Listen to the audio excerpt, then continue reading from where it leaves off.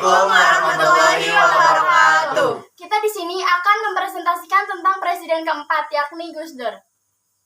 Abdurrahman Wahid atau Gus Dur adalah Presiden RI keempat yang memerintah dari Oktober 1999 hingga Juli 2001. Meski jabatannya hanya berlangsung 18 bulan, perkembangan ekonomi dan politik pada masa pemerintahan Gus Dur itu cukup signifikasi.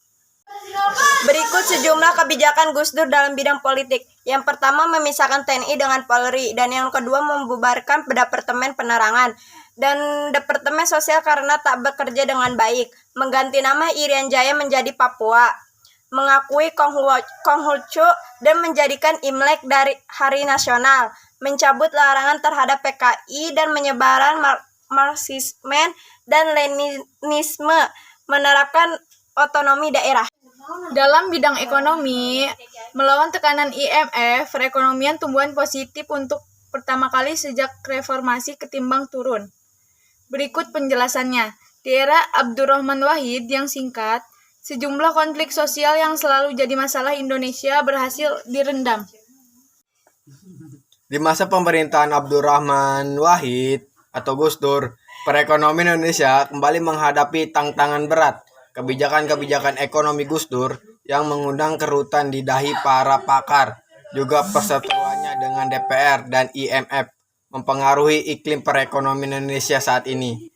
Sejumlah kebijakan seperti upaya mengubah independensi BI lewat amandemen UU BI, BEA masuk impor mobil mewah untuk KTTG 15 yang jauh lebih rendah dari yang seharusnya hanya 5%, sementara seharusnya 75%.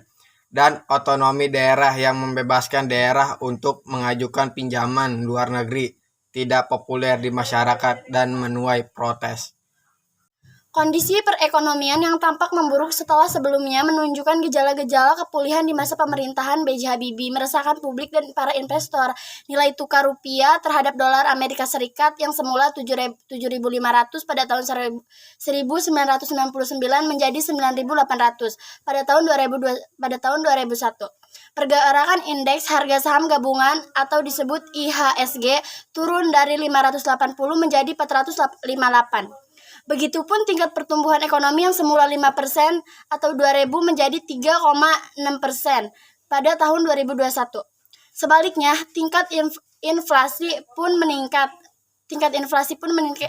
drastis dari 2% pada tahun 1999 menjadi 12,6% pada tahun 2021. Di luar itu, pemerintahan Gus Dur bukannya tanpa capaian melalui desentralisasi fiskal. Pemerintahan bersama-sama dengan Bank Dunia berupaya menurunkan tingkat kemiskinan melalui program pengembangan kecamatan. Selain itu, ada juga proyek perdesaan mulai dari pembangunan infrastruktur seperti jalan, jembatan, dan saluran irigasi dan sanitasi. Juga memberikan bantuan kredit usaha mikro.